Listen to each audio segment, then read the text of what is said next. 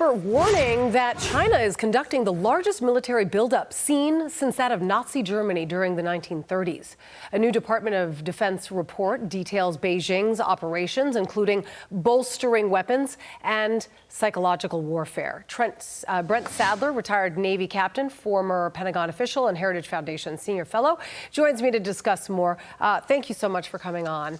I want to take a look at the Chinese military growth because it's staggering, according to the Defense Department. Just look at the numbers. They've got 50 new intercontinental ballistic missiles capable of striking the continental U.S. The cumulative total, by the way, is now 400. 600 plus operational nuclear warheads projected to surpass 1,000 by 2030. And the largest navy in the world, with 370 ships and submarines, expected to grow to 435 by 2030. So the question remains if you think China has been preparing itself to ramp up its arsenal before Trump takes office, knowing that they would have never gotten away with this had he been president the past 4 years. Well, thanks for having me on. All those numbers, the other thing is the trend line is all going up, and not in some small fashion and gradual fashion, but going up in a very large way. Another number to kind of draw attention to is the 300 additional medium-range ballistic missiles that are primarily used to go after U.S. Navy warships like the aircraft carrier, but also attack our homeland in Guam, where over 100,000 U.S. citizens and very strategically important bases are located.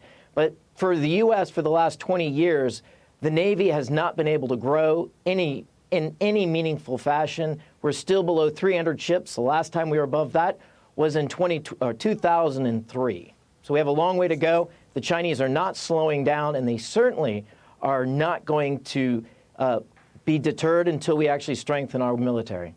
And strengthen our presence here on U.S. soil and the optics of it all. I mean, speaking of optics, take a look at these pictures. I'm sure you've seen them. They've been circulating all over the internet and on television today of President Biden and Hunter Biden with Chinese business partners. What kind of message do these pictures send? And do you believe that the Biden administration has somehow helped embolden China?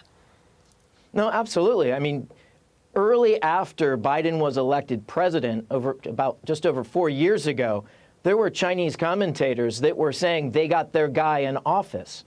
So no surprise that this corruption that was evident to those that were following it, certainly the Chinese are trying to leverage it. And now we're seeing these pictures of what many already knew. But it was also deeds, the disastrous withdrawal from Afghanistan, the green lighting to Putin, and the total inaction before the invasion in February 2022. And then, of course, rather than trying to put more pressure on the aggressor, which was Hamas and Iran, focusing on our own ally, the Israelis, defending themselves, it all signaled weakness and also effectlessness that the Chinese are continuing to take advantage of. And hopefully, from January 20th next month, we'll be able to turn that around. Yeah, I mean, first of all, the feds are basically saying no big deal, nothing new, nothing to see here. But I would disagree, and I want to know what the fallout is going to be. I mean, reminder, these pictures were taken when Joe Biden was the vice president, okay? So he ran under false pretenses of potentially having business dealings with China. That's a complete, huge ethical violation, not to mention completely... It's such a lie to the American people. So what should President-elect Trump's first priority be, dealing with China when he takes office? And what should the fallout be for Biden lying to the American people? Well, I go back to the U.S. Constitution that specifically lays out that high crimes and treason, in this case it's a high crime, are reasons for impeachment. But we never really got far enough down that road against President Biden. And it's a constitutional dilemma that we have to rectify. And I think the next team that comes in, the next administration, should look at it from that perspective. But we certainly have to do better than we have done the last 4 years, not only in jurisprudence, but also in our defense, or else we're going to have a very dangerous future that could become even more violent. So, Brent, then day one, when it comes to tackling China, how does President Trump get China to dial back its weapons arsenal? They've made so much progress. I mean, is it too late at this point? Yes. Well, it's never too late and never give up. The United States has a lot of advantages. We just continue to not prioritize the things that would have made it an easier problem to solve.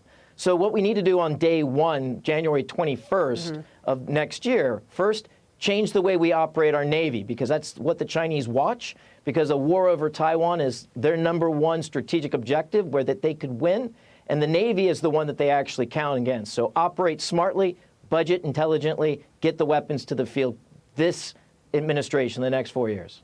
Brent Sadler, appreciate your expertise. Thank you so much, and Happy New Year to you. Hey, Sean Hannity here. Hey, click here to subscribe to Fox News YouTube page and catch our hottest interviews and most compelling analysis. You will not get it anywhere else.